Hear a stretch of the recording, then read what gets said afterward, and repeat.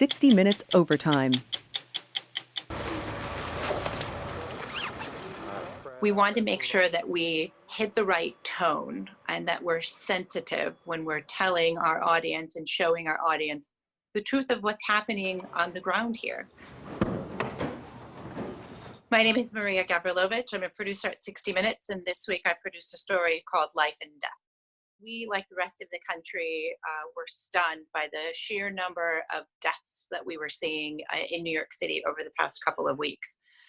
Suddenly, there was what seemed like a surge of deaths. Every day, the governor and other city officials were reporting numbers of 6, 7, sometimes close to 800 people dying a day. To put that in context, September 11th, over 2,700 people passed away in New York City. Over 13,000 people died from COVID-19, and that number is expected to rise over the course of the coming days and weeks. We wanted to report on how the city was dealing with these deaths. If you walk around the city these days, you see trailers outside of most of the major hospitals. These trailers are refrigerated morgues. We spoke to the chief medical examiner of New York City, Dr. Barbara Sampson. It's very difficult, very challenging, but in the same way we did in 9/11, it's all hands on deck. You planned for pandemics and trained for pandemics, but not one this large? The scale and the rapidity is something that no one could have imagined. Not only is there an overwhelming of the healthcare system, there is an overwhelming of the funeral directors and every essential service in this city and across the country. As we were reporting the story, we soon found out that the city had called for backup, and that backup came in the form of the military. The National Guard had come to the city of New York to help in retrieving the bodies and to help the city deal with the sheer volume of deaths. They're not going into a war zone. This is the heart of New York City. These are apartment buildings. These are our townhouses.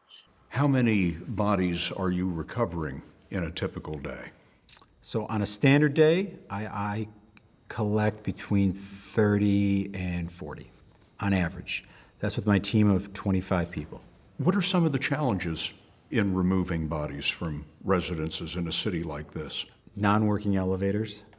That's the real challenge, because no matter what, we have to remove that fatality from the residents. So if an elevator is not working, the team rolls up their sleeves and slowly but surely gets the deceased out.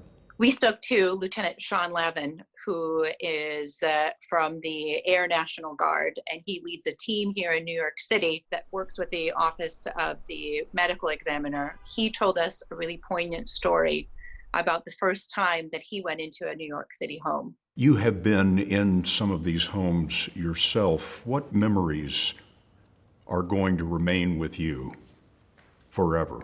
The first house we picked up, it was a man on a couch, and as we kind of got in there, his spouse, wife, just kind of kissed him and walked away. And that was my first pickup, and I feel like that will be with me forever. And we kind of got to work and took the proper actions to remove him from the home. The man on the couch had died? That's correct. And his wife kissed him goodbye? Yes. We've been training for a decade, since 2009, about how we collect fatalities in this kind of incident, but there's really no way to prepare for what we're currently going through. You can have all the actors you want or all the dummies laid out in a field, but when you're actually doing it real world with grieving families, it's a much different atmosphere.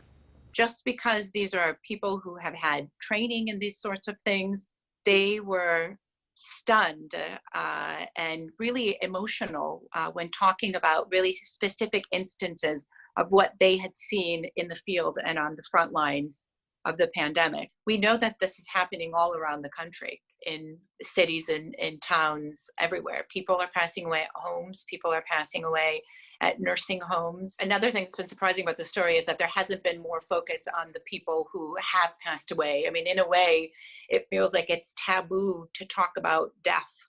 And so we hear these numbers, 6, 7, 800 people having passed away on any day, and then we move on and aren't talking about the effect that this is having on families and others around the city.